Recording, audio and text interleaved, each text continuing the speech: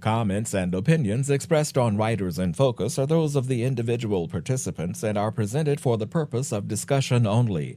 No endorsements by Atlanta Fulton Public Library System or Fulton County government are intended, and none should be presumed.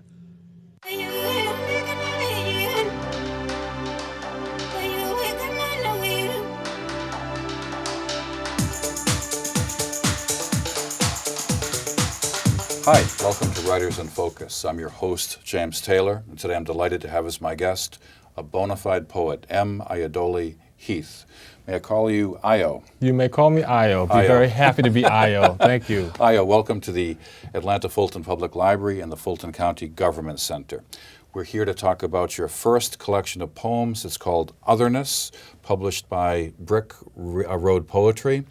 As I mentioned, you are a legitimate, bona fide poet whose work has appeared in Callaloo, the New York Quarterly, the Chattahoochee Review, the Mississippi Review, among other publications. You've been praised by Georgia Tech's poet-in-residence, Thomas Lux, no mean poet himself.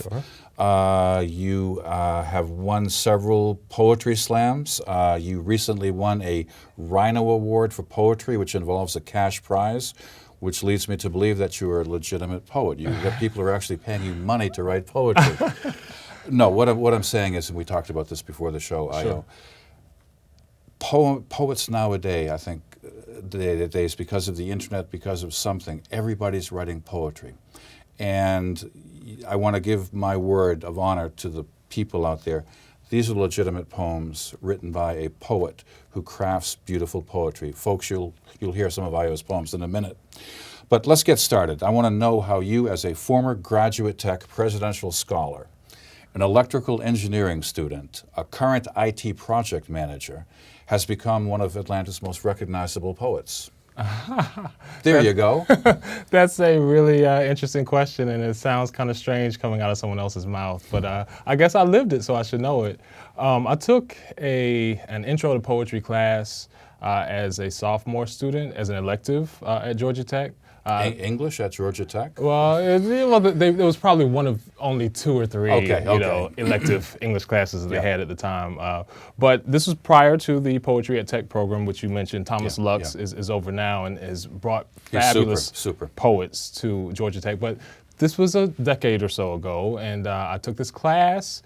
And, I believed myself to be a math and science student, and I got turned out.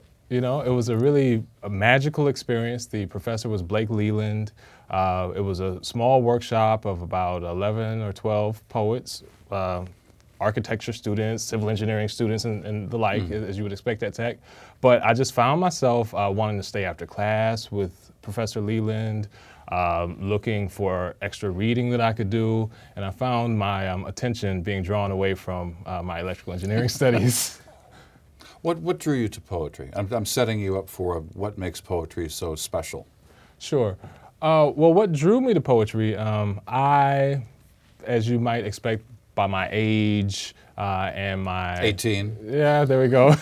and my ethnicity, I was strongly aligned with the sort of hip-hop movement of the 80s and 90s. And I just, grew fascinated with the rhythms and the sounds and the messages that were coming forth in the music, particularly with groups like A Tribe Called Quest and De La Soul and Diggable Planets. They were just saying really interesting things that had me exploring into history and social studies and just philosophers and such in ways that school wasn't even doing for me at the time. And so I just really began to admire those artists. And at some point, I wasn't necessarily connecting with the poets that I was reading in my high school literature classes. Sure. I mean, I liked Walt Whitman, I liked Allen Ginsberg, Emily Dickinson, but for the most part, the poets that I was reading, I wasn't really identifying with their experiences. So I felt a need to sort of put my voice in the mix. So with the confidence of those hip hop artists and a need to see sort of my own experience reflected in the work, it kind of led me into writing my own poems. It's funny, to paraphrase a biblical expression, James Stickey once told me 20 years ago that the house of literature has many rooms. Yes. If you walk into one room and don't like what you're reading, Yes. there are many other rooms. Yes. But often, we're, like in college and high school, we're taught that if you don't like Emily Dickinson, there's something wrong with you. Sure. You know what I'm saying? Yeah, what's really interesting with that is I often make the parallel to music, because no one thinks it's strange that if you like country music that you don't like hip hop music, and that might be okay. But in poetry, there's this sort of broad brush that if you don't like a particular type of poetry, that you just don't like poetry at all. But that's not at all true. Like you said, I mean, it's about these rooms and really about finding where you connect. You know, I think that Hallmark poetry and poetry in biblical verses or poetry of Shakespeare is just as legitimate as Auden or T.S. Eliot or any of the other masters. I'm going to have you read a poem if you don't mind. Sure. You recently won a Rhino Editors Award, 25 cents. No, just no, Rhino is a great magazine. It is. And it's when you win a cash award from a poetry magazine, you're doing something right. And you won the award for the Stuttering House Negro Diviner Speaks, Heath Plantation, 1863. It's on page 45. And are you ready to go? I am ready to go. Now pretend that, let's see, you can just look at me and I think the camera will pick you up, okay? Okay, good deal. And pretend that you're at Java Monkey in Decatur. I can do that. And I'm going to say, ladies and gentlemen, one of the Southeast's premier poets, M. Ayodele Heath. Thank you. Thank you. This is The Stuttering House Negro Diviner Speaks, Heath Plantation, 1863. A charge, a charge, a charge. I have to keep and fitted for the charge shall move in us orbit around the charge becomes greater, still not still, greater than this cross fade. Nothing is greater than cross fade. Don't stop, don't stop, don't stop the body transform. Beware the power of each bond, shackle, handcuff, shackle, head spin, shackle, halo, waters transform, windmill, transform, what, running, I've known, running, up rock, can't keep running, my soul, yes, my soul, running, it do, and fit it for the sky.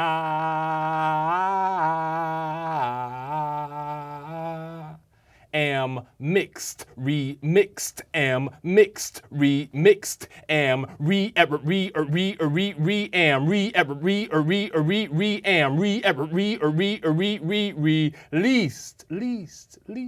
least. Wow. Just like a great poet said, a great poet years ago had finished a poem and he left me hanging, just like you did, and I'm coming down slowly right now. That was superb. Thank you. I can see why you won the award. I'm going to give you $1 for that. No. That was terrific. Thank you. Which reminds me of this is kind of a tough question. Sure. There have been poets over the centuries that have been fantastic readers. Yes. And some of them have not quite become, they don't have the reputations that their voice gave them. Do you see yourself as a performer or as a master of the written word? Did that question make any sense? It makes perfect sense, and I get. Well, Robert Lowell once said of another poet, he's a better reader than he is a writer. Yes, okay, yes. Okay. Well, I'm used to that question from the moment that I opened my mouth in public performance. I've been battling that question. Okay. As a matter of fact, one of my first readings at Oxford Bookstore, if you remember back in Buckhead. Sure. One of the great ones. Yes, someone came up to me afterwards and complimented me on my performance and asked me who wrote my material. Oh no. And so, but That's a great story. It was a great, but it taught me something though. Yeah. I mean, that I was obviously a good performer of my own work, which I appreciated.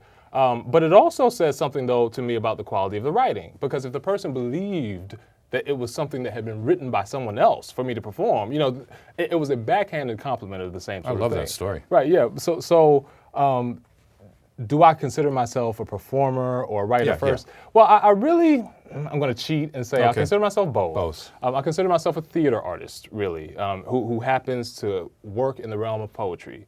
And so as a theater artist, most of whom don't write their own material, you know, I have a certain liberty to take advantage of my own skills, things I know that I'm maybe good at performing, and just really highlight what my performance abilities are. You know, as opposed to having to fit myself into roles, you know, I write my own. Typically, someone will come into my office in the library and they want to be on the TV show and they've written a book of poems. And I have asked them, like, where do these poems come from? Well, I'm inspired. I wrote these down last week, or I wrote these down last year, or I was thinking about my girlfriend, or I was in a car accident and these are the words that came to my mind. And I tell them, it's like what Oscar Wilde once said, like, all bad poetry has something in common. It comes from the heart. Doesn't make it good. Right, sure. I want you to elaborate on the notion of how much you work for these poems, because when I read these poems, I can sense that you have worked on these, because there's no superfluous words. That's the mark of a poem. Sure. Well, so yes, I definitely Yeah. do work intensely on these poems. And you know, you spoke earlier about me as a performer versus as a writer. Well, I actually use performance as a way to sort of edit my poems. You know, I'll write the poems in a draft. I'll get them to a certain point, but really the poem doesn't reach its final form until it interacts with an audience. You know, in the same way, I mean, I look to William Shakespeare as a sort of model. He's viewed as one of the finest poets in the English language, and really, it comes back to actors. Actors who are specially trained, Elizabethan actors, Sure. who are experts in that sort of presentation and delivery. And I view it as the same sort of thing. Like it's the ultimate thing to write it as well as I can, but also to perform it to the best of my ability as well. Reminds me of a story that I was reading online article by Christopher Hitchens yesterday. He's dying of cancer, and he's just lost his ability to speak, and he's been a fabulous polemicist, essayist, writer, and speaker. Sure. And he talks about the fact that when you lose your voice, you've lost most everything. And to make my point, Ayo, and it's a belabored point, forgive me, but he says that he tells audiences of would-be writers, like, do you think you can write? If you can talk, you can write. And everybody says, oh yeah, I can write. And then he says, how many of you can really talk? And that's when I read your poems, you're talking. You have a voice. I'm answering your own questions. No, that's great. But you know what I mean? Yes, no, voice is probably the You have a distinct voice. Yes, and Hey, that's a Heath poem. Yeah, and that's the most important lesson and challenge that any writer, whether it's a poet or a fiction writer, it's really about getting in touch with your unique way of seeing the world and getting that down on paper. That's really what it's about. This is a poem that, for some reason, I just really like On Closing Woodruff Park. Sure. Page 65. Yep. Okay. And I'm going to set you up by asking you a question. Sure. The few poets I've had on this show, they'll spend almost as much time introducing the poem as reading the poem. Right. I noticed that you haven't done that yet. Do you usually introduce a poem? I do not, and this comes back to my history in Poetry Slam. Okay. Which, for those who know about Poetry Slam... Talk about it. Okay, Poetry Slam is a movement that started in 1985 by a construction worker named Mark Smith in Chicago, who basically grew tired of going to poetry readings around Chicago and hearing a bunch of navel-gazing poets going on... and falling asleep. Right. Minutes, hours, days at a time, listening to, the pleasure of their own voices with no... regard for the audience. And so what he decided to do was to give scorecards to 5 audience members. I love it. Right? And so that they could hold the poets accountable. And he put a 3-minute time limit on the poets, which did an interesting thing because it made the poets, instead of spending all this time introducing the poems, they just did their poems. Right, Imagine that. So, I kind of come from that school now. Now that I've begun doing longer feature performances, say 30 minutes and such, of multiple poems, you know, I'll give some background in some cases. But I recognize that we're on a 30-minute show, so, you know, I like to give people as much poetry as possible. Well, lay a poem on us on Closing Woodruff Park, page 65. Okay. All right, so I will give a little background on this one. Okay. I wrote this one actually while I was at Georgia Tech, while the city was preparing for the Olympics. And if you'll recall, Woodruff Park, which is very close to here, the studio, was inhabited by homeless men and women. And the city— I work downtown. Yes, right. So the mayor at the time, Mayor Campbell, instead of addressing the homeless issue, in order to just do a quick sort of facelift, decided to give the residents one-way bus tickets out of town, or either to offer them that or to go to jail during the Olympics, which I just thought was extremely inhumane. And so I wrote this poem as a response to that. So it's on Closing Woodruff Park for renovation for the 1996. Ladies and gentlemen, this is M. Ayodele Heath reading on Closing Woodruff Park. Yes, thank you.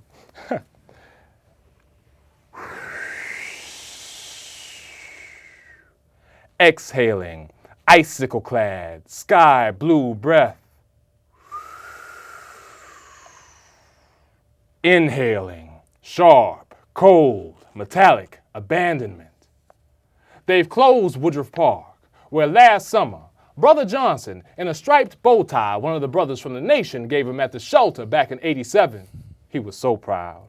Preached his daily sermon to a crowd of no fewer than 200 about the power of black nationalism and how Geronimo Pratt is still in prison and Mumia Abu-Jamal still ain't free. And Sister Maybell, boy, did you comb your hair this morning? Davis was always making sure the city clean when all them white folks and Japs come in 1996. You don't want them going back and telling their people Atlanta's a nasty city with trash all over the ground. I mean, you wouldn't invite coming around your house if you hadn't cleaned up, would you? Unaware of her pending eviction notice as she picked up a policeman's abandoned Dunkin' Donuts bag. And Mr. Haynes bet me lunch, he nothing to lose, I a friend to gain, bet me he could checkmate me in 10 moves. It only took 7. And I bought him a sandwich at Michael's Deli.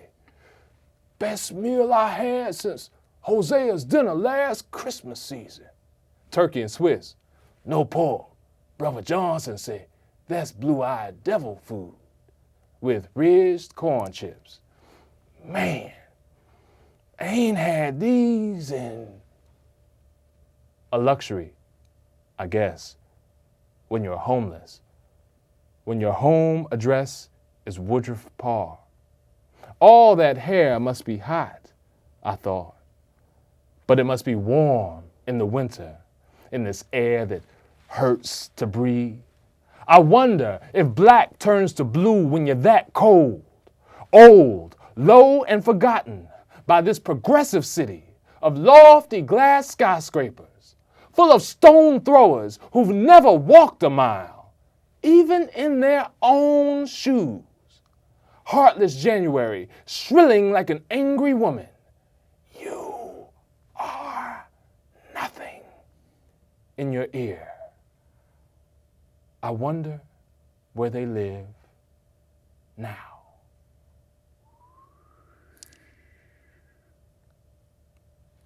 Okay, we're coming back to earth, ladies and gentlemen. That was super. That was super. Thank you. Really, really. Thank you. And you're creating my questions as I'm going along. Yes. That poem worked for me as a reader. You infused it with more life. Yes. How do you know what you're putting down on paper works without, we may have talked about this earlier. I mean, how do you know what works? Because that just worked. Sure. And it worked on paper too. Sure. How do you know? Well, you know, I study artists. If I knew that, I'd be a poet. Right? Well, no. Well, actually, I study artists who do that for me, particularly theater artists and poets who sort of operate in the realm of performance. So I think of Amiri Baraka as a poet who sort of does that.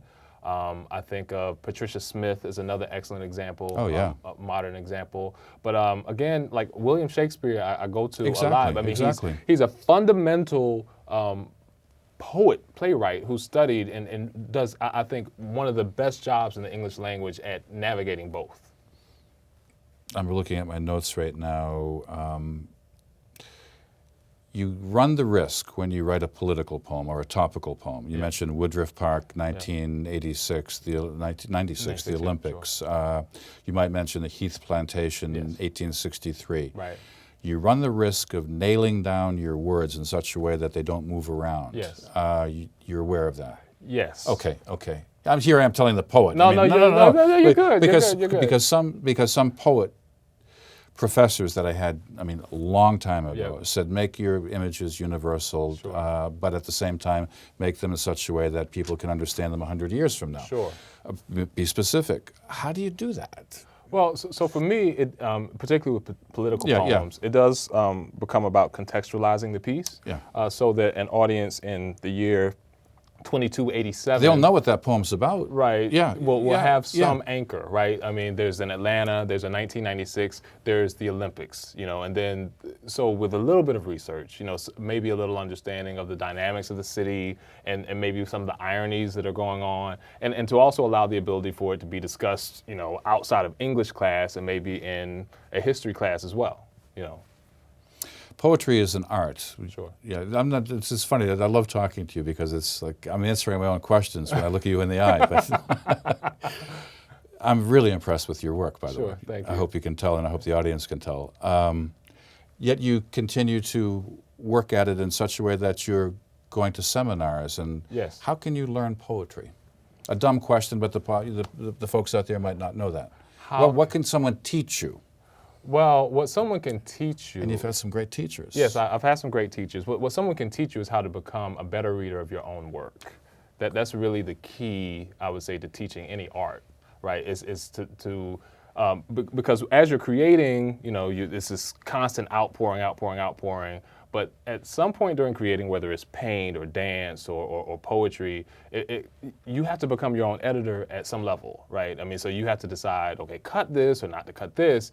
And a lot of times, as you mentioned, with some of the people who come to you maybe in the library with, I wrote this poem about when my heart was broken and such, when you make something so personal, a lot of times it's hard to distance yourself so that you can have that editorial eye. And so really, where good teachers come in is teaching you, through reading other poets' work and seeing the sort of maybe choices that they made, the mistakes that those other poets might have made, workshopping with other poets and seeing, as they learn about mistakes that they're making in their own poetry, all that's valuable in really just becoming the best editor of your own work. That's a great answer.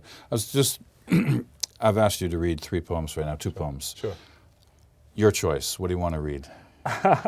I'll talk while you're thinking about sure. it. But ladies and gentlemen, I'm kind of in shock and in love at the same time with this man because he's a real poet. And poetry to me is saying things that cannot ordinarily be said with language. And I say that advisedly. If you can say something in prose, don't say it in a poem. If you can, don't even try to. Sure. You say things in these poems that go beyond. The words reach out. Yes. And what are you going to read? Sure. Well, actually, make me happy. Make you happy? Okay, you want to be happy. Okay, so if you want to be happy. No. Aesthetically happy. Aesthetically happy. Okay. I want to be moved. Oh, you want to be moved? Okay. So I'm going to work to move you here. This piece is also sort of topical. Okay. I do like writing topical pieces, Yeah. and this deals with the 2003 space shuttle disaster. I think it was very unfortunate. The most recent war that we've been in was in the news at the time and sort of pushed these astronaut stories to the back pages of the paper. And I just thought it was a tragedy. These people had given their lives in pursuit of science, and so I wanted to celebrate them. I mean, when we think about the 1987 shuttle tragedy, and we can name at least one astronaut. Name one. No. McCall. Wait a Christie, second. the teacher. Yes. Right, and there's also Ron McNair. People can usually name one. I interviewed Ron McNair's brother. There we go. See, so people can usually name one of those. I was getting to you. Yeah, there you go. But no one can name any of these astronauts, 7 of them, right? I can't, right. Yeah, and so I wrote this poem for them, and it's called Of Ash and Dust. Ladies and gentlemen, M. Ayodele Heath. Thank you. Of Ash and Dust. 1981. A black second lieutenant and his squadron crowd the Magnavox, to watch Columbia, a virgin flight, shining against cobalt blue, even confined in this 13-inch box, throttling atop a temple of flame to heaven. His pulse races as rocket boosters deploy, fall, parachute, just short of angels back to Earth, and the spent external tank breaks away as planned, splashing where ocean praises sky, while the shuttle hurtles into the holiness of black, kissing the starry hem of God. The lieutenant's eyes wide as two black worlds. What a dream to live and die like this. 2003, now his own trip into outer space. What a marvelous view.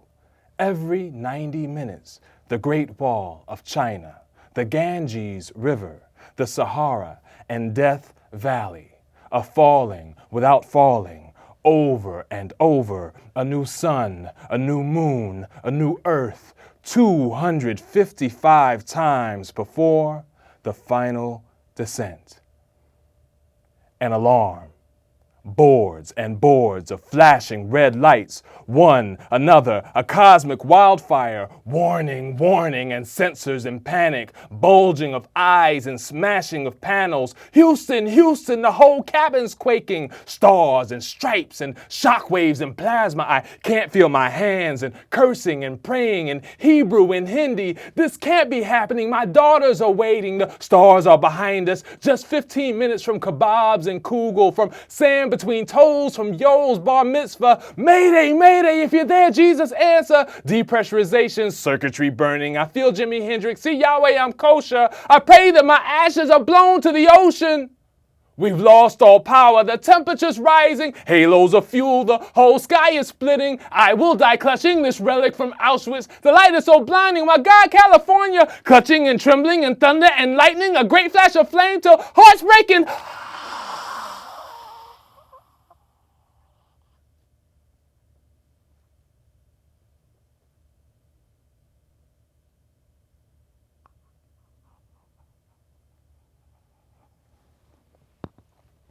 That's the best Sejour I've ever heard in my life. That's a pause of silence near the end. Ladies and gentlemen, I'm still coming back to earth on that one. I've been talking to my smile is one of amazement and admiration for M. Ayodele Heath. He's the author of Otherness. This is a taste of his poetry these last 30 minutes. If you're as moved as I am, please run out and get a copy of this book. See him perform in the area. Ayo, Yes. thank you. Thank you so much. Thank you. Thank you.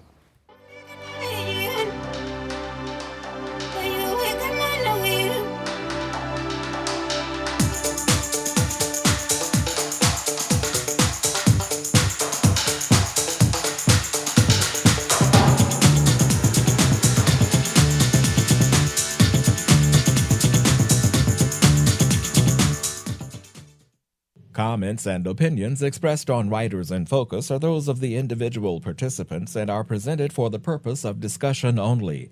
No endorsements by Atlanta Fulton Public Library System or Fulton County government are intended, and none should be presumed.